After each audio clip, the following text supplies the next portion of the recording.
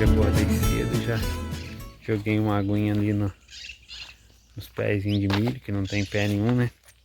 Eu plantei semana passada porque tava com muito jeito de chuva, inclusive tava na previsão igual tá hoje também, né? Aí, tempo fechado, mas não tem previsão de chuva. Acho que se eu tivesse colocado os grãos na terra e não tivesse molhado, eles estariam lá em dormência, né? Esperando a hora da chuva para brotar. Aí eu achei que ia chover, não choveu, eu peguei e molhei, eu falei que aí eu molho hoje, amanhã chove, mas também não choveu. E já está indo para a segunda semana de plantado sem chuva. E eu molhando uma vez por semana só, tem uma grande chance de eu ter perdido o serviço. Mas pelo menos está no início ainda, né? Iniciozinho de outubro agora que é época de plantar. Na época de antigamente, né? Na agricultura moderna você planta qualquer época do ano. Mas no tempo do meu falecido avô, era outubro que era a época de plantar milho, porque começava a chover. Você não tinha trabalho de ficar regando, você só plantava e depois capinava, porque regar era por conta da natureza mesmo.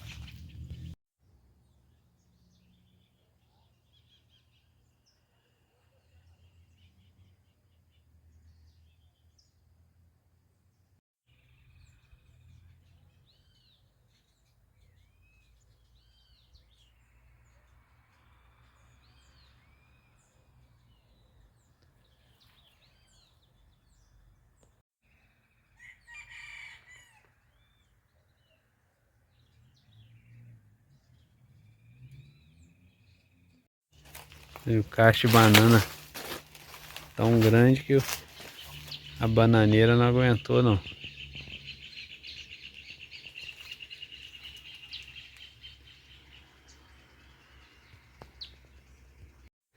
Aqui tem um outro também, mas esse também foi meio precoce. Ele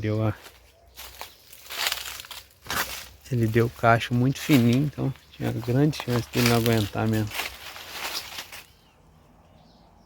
Lá por baixo de casa também teve duas bananas também que não aguentou. Olha os nossos peixes, né? Tem um vídeo aí antigo aí que eu mostro o seu Mário colocando os alevinos aqui no poço. Eu sinceramente não sei se vingou nenhum. Logo em seguida eu vi que os peixinhos que já moravam aqui, né, os lambarizinhos, eles aqui chamam de canelinha, eu acho que é lambari aquilo. Eu vi que tava comendo os alevinos. O seu Mário falou que tem peixe, mas eu venho aqui toda hora e não vejo. Só tô vendo filhote de sapo, só girino. Isso aí é ração que sobra lá dos cachorros dele, ele pega e joga aí. Daqui a pouco os peixes vão até latir. Mas aí, eu não vejo movimento nenhum. Já fez calor. Fala, ah não, porque tá frio. No verão eles sobem, mas só vejo girino. E aquela canelinha, né? É aquele lambarizinho. Agora as carpas, já era para ter carpa aqui. Ou já é, né? Vamos trabalhar com a melhor das hipóteses. Já deve ter carpa aí com mais de 1 quilo, as que vingaram. Mas eu não vejo nem sinal. Ele falou que tem, mas eu ainda não vi. Ele já até me autorizou, ô garoto, pesca lá, garoto, leva os meninos para pescar, mas eu comprei ração uma vez só, não comprei mais porque eu joguei, não vi nem sinal. Falei, ah, eu acho que o investimento foi perdido. Eu acho que a garça e os peixes que já tinha aí comeram todos os alevinos.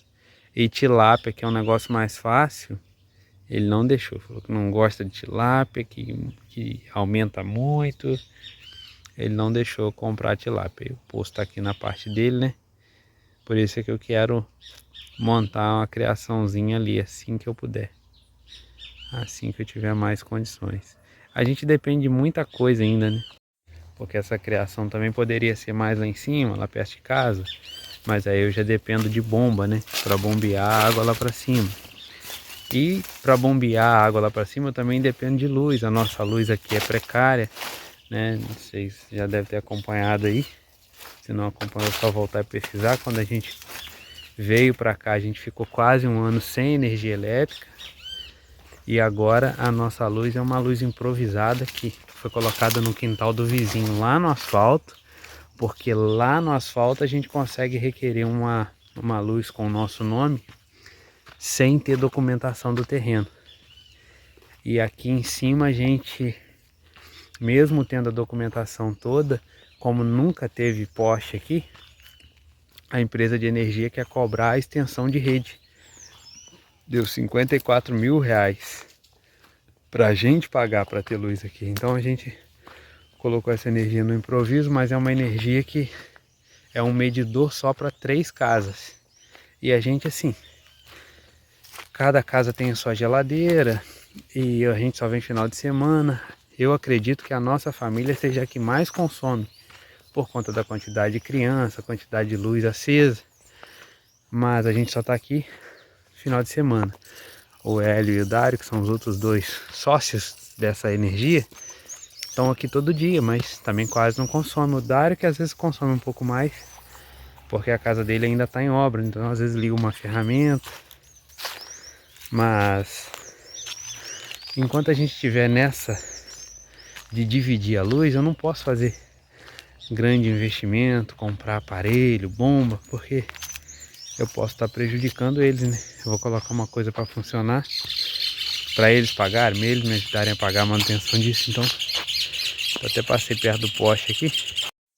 O padrão está colocado aí, foi colocado com muita esperança. E eu já falei com todo mundo, em todas as casas, nas 3 casas já tem esse padrão. Porque quando a documentação saiu, a gente acreditou que a energia seria gratuita para nós aqui, que essa extensão de rede não seria cobrada, porque já seriam muitos usuários, porque além de nós 3, né, são 7 terrenos, tem uns terrenos sem documento que já foram vendidos avulso também, então mais pessoas iam querer requerer, mas não funcionou. Eles querem cobrar da gente para trazer a energia aqui. Eu já falei com o pessoal, falei, olha, vocês se preparem que uma hora ela vai chegar. E a hora que ela estiver disponível para nós, vão dizer que esse relógio já não é mais o padrão da empresa, que a gente vai ter que comprar outro. E só esses relógios foi R$2.500 cada um. E ele tá aí de enfeite, plantado aí, R$2.500 plantado aí, que não tá servindo para nada. Mas a gente tem que ter esperança, né? Falaram que a gente podia comprar, que ia dar certo. A gente acreditou porque a gente também tá precisando. A luz é muito fraca, né? No entanto, ela me obrigou a fazer o investimento ali no fogão a lenha, no boiler, para eu ter água quente para as crianças de maneira mais fácil. Porque a energia não esquenta o chuveiro elétrico. Ela dá conta de tocar a geladeira, liga as lâmpadas, funciona alguns outros aparelhos, mas o chuveiro, chuveiro, secador de cabelo, ferro elétrico, essas coisas que tem mais resistência, puxam mais energia, ela não dá conta.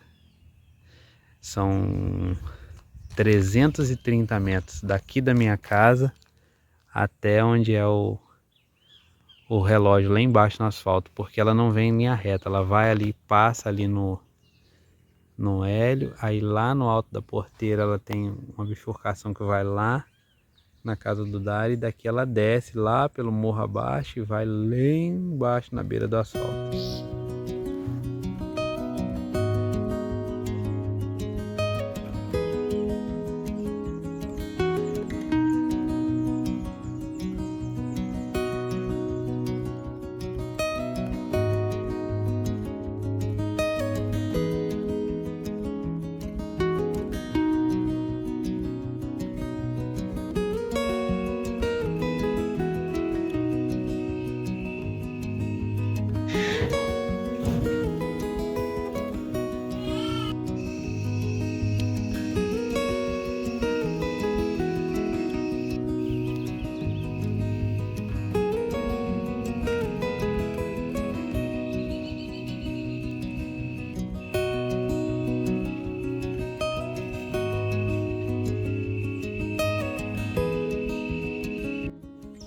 O pé de pêssego pela primeira vez está cheio de florzinha. Mas ele tá judiado. Formiga entrou nele firme. Eu não falei que não deixou folhinha nenhuma. Ficou uma pontinha aqui. Agora os outros galhos, nem sei como é que ele deu flor, mas tá com um tipo que vai dar uns pêssegos aí pra gente ver que qualidade, que variedade que é ela e qual o sabor. As goiabas a gente parou de lutar com elas. A gente cortava, nascia, cortava, nascia, cortava, nascia. Agora, como a nossa intenção aqui em cima era fazer um pomar, acho que vai ficar um pomar de goiaba aí para os passarinhos, porque é melhor ter elas, porque aí você vê que aonde é sombreado por elas não nasce tanto mato. Aonde não tem as árvores, não tem a goiabeira, como é que dá a braquiária? Então é melhor deixar essas goiabas crescerem aí, que elas ajudam a controlar o mato.